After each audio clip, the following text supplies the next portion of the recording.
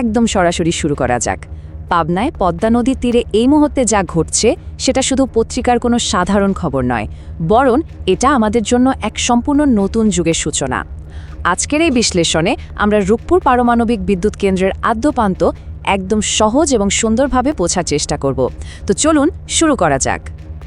আজকের এই আয়োজনে আমরা ধাপে ধাপে দেখব পারমাণবিক ক্লাবে আমাদের যোগদান, এর পেছনের ৬০ বছরের লম্বা যাত্রা, চুল্লির ভেতরের চমৎকার বিজ্ঞান, নিরাপত্তা ও পরিবেশের ইস্যুগুলো এবং সবশেষে ভবিষ্যতের শক্তির যোগানে এর ভূমিকা।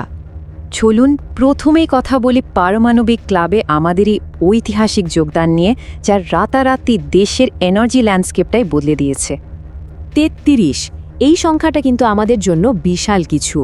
এই অর্জনের মাধ্যমে বাংলাদেশ আনুষ্ঠানিকভাবে বিশ্বজুড়ে পারমাণবিক শক্তি ব্যবহারকারী দেশগুলোর এক্সক্লুসিভ ক্লাবের ৩৩তম সদস্য হিসেবে নাম লিখিয়েছে। এটা এমন একটা ব্যাপার যা গ্লোবাল ম্যাপে সত্যি আমাদের একটা নতুন উচ্চতায় নিয়ে যায়। দিনটা ছিল ২৮শে এপ্রিল। দুপুরে বিজ্ঞান ও প্রযুক্তিমন্ত্রী এই ইউরেনিয়াম বা পারমাণবিক জ্বালানি লোড কার্যক্রমের উদ্বোধন করেন। দারুণ ব্যাপার হলো, এই ঐতিহাসিক মুহূর্তে আন্তর্জাতিক পরমাণু শক্তি সংস্থার ডিরেক্টর রাফায়েল গ্রসি ভার্চুয়ালি যুক্ত ছিলেন। সবাই মিলে যখন স্বয়ংক্রিয় সুইচ টিপে এই লোডিং শুরু করলেন, ঠিক সেই মুহূর্তেই ইতিহাস রচিত হলো। এবার একটু ফ্ল্যাশব্যাকের মতো পেছনে ফেরা যাক। স্বপ্ন থেকে বাস্তবে আসার এই ৬০ বছরের লম্বা যাত্রাটা আসলে কেমন ছিল জানলে অবাক হবেন। এই স্বপ্নটা দেখা শুরু হয়েছিল সেই ১৯৬১ সালে। মাঝে কত চড়াই উতরাই। ১৯৬৩ সালে জমি অধিগ্রহণ করা হলেও তৎকালীন পাকিস্তান সরকার সেটা বাতিল করে দেয়। এরপর দীর্ঘ একটা বিরতি। অবশেষে ২০১১ আর ২০১৫ সালে রাশিয়ার সাথে অত্যন্ত জরুরি কিছু সহযোগিতা আর নির্মাণ চুক্তি স্বাক্ষর হয়। আর এই ২০২৩ সালে এসে যখন রাশিয়া থেকে কড়া নিরাপত্তার মধ্য দিয়ে প্রথম পারমাণবিক জ্বালানি দেশে এসে পৌঁছালো, তখনই রূপপুর পেয়ে গেল আন্তর্জাতিক পারমাণবিক স্থাপনার চূড়ান্ত স্বীকৃতি। ইতিহাস তো জানলাম, এবার চলুন সোজা ঢুকে পড়ি পারমাণবিক চুল্লির একদম ভেতরে। দেখে নিই এর পেছনের চমৎকার বিজ্ঞানটা আসলে কিভাবে কাজ করবে। মাইক্রো থেকে ম্যাক্রো পুরো প্রসেসটা শুনলে রীতিমতো অবাক হতে হয়। কাজ শুরু হয় মাত্র ১.৫ সেন্টিমিটারের ছোট ছোট ইউরেনিয়াম প্যালেট দিয়ে। এরকম অনেকগুলো প্যালেট মিলে তৈরি হয় এক একটা রড, আর ৩১২টা রড একসাথে করে বানানো হয় একটা ফিউয়েল অ্যাসেম্বলি। প্রথম ইউনিটের চুল্লিতে ঠিক এমন ১৬৩টি অ্যাসেম্বলি বসানো হচ্ছে, আর এই পুরো লোডিং প্রসেসটা সময় লাগবে প্রায় ১ মাস। এর মূল মেকানিজমটা খুবই সিম্পল। এই ইউরেনিয়াম থেকে যে বিপুল তাপ তৈরি হবে সেটা দিয়ে পানি ফুটিয়ে বাষ্প বানানো হবে, আর সেই বাষ্পের ধাক্কাতেই ঘুরবে টারবাইন, তৈরি হবে বিদ্যুৎ।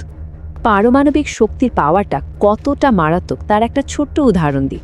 জাস্ট ভাবুন, মাত্র ১ কেজি ইউরেনিয়াম থেকে আপনি ঠিক ততটাই শক্তি পাবেন যতটা শক্তি পেতে আপনার ১০০ টন কয়লা বা ৬০ টন তেল পোড়াতে হতো। প্রচলিত জীবাশ্ম জ্বালানির তুলনায় এর শক্তির ঘনত্ব সত্যি অবিশ্বাস্য, তাই না?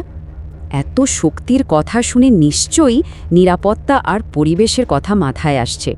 চলুন এই অত্যন্ত জরুরি উদ্বেগগুলোর উত্তর খোঁজা যাক।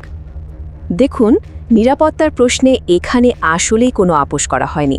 আন্তর্জাতিক পরমাণু শক্তি সংস্থা বা IAEA তাদের বিশেষ ট্র্যাকিং সফটওয়্যার দিয়ে অটোমেটিক্যালি প্রতিটি জ্বালানি রডের হিসাব রাখছে। পাশাপাশি এই শক্তির কেবল শান্তিপূর্ণ ব্যবহারের ব্যাপারে রয়েছে কঠোর অঙ্গীকার। আর তেজস্ক্রিয় বর্জ্য নিয়ে যে একটা সাধারণ ভয় থাকে, চুক্তি অনুযায়ী উৎপাদিত সেই বর্জ্য রাশিয়া সরাসরি তাদের নিজেদের দেশে ফিরিয়ে নেবে এবং মাটির ৪০০ মিটার গভীরে নিরাপদে পুঁতে রাখবে। আর পরিবেশের কথা যদি বলি, এর বেনিফিট বিশাল। রূপপুর প্ল্যান্টটি সাধারণ কয়লাভিত্তিক বিদ্যুৎ কেন্দ্রের তুলনায় বছরে প্রায় ২ কোটি টন আর গ্যাসভিত্তিক কেন্দ্রের তুলনায় প্রায় ৮০ লাখ টন কার্বন ডাইঅক্সাইড নিঃসরণ কমাবে। মানে এটা শুধু পাওয়ারফুলই না, দারুণ পরিবেশ বান্ধবও। সবশেষে চলুন একটু চোখ বুলিয়ে নিই, এই প্রজেক্ট আমাদের অর্থনীতি আর ভবিষ্যতের শক্তির যোগানে কেমন প্রভাব ফেলবে। দেশের ইতিহাসের সবচেয়ে বড় এই একক প্রজেক্টের স্কেলটা আসলেই চমকে দেওয়ার মতো। প্রায় 1,38,000 কোটি টাকা ব্যয়ের এই মহাযজ্ঞে কাজ করছেন মোট 30,000 কর্মী, যার মধ্যে 6,000-এরও বেশি রাশিয়ান নাগরিক। বিজ্ঞান ও প্রযুক্তি মন্ত্রণালয়ের অধীনে এবং রাশিয়ার অ্যাটমস্ট্রয় এক্সপোর্টের তত্ত্বাবধানে নির্মিত এই কেন্দ্রটির সবচেয়ে বড় ইম্প্যাক্ট হল এটি একাই আমাদের দেশের মোট বিদ্যুতের চাহিদা প্রায় 10-12% পূরণ করবে।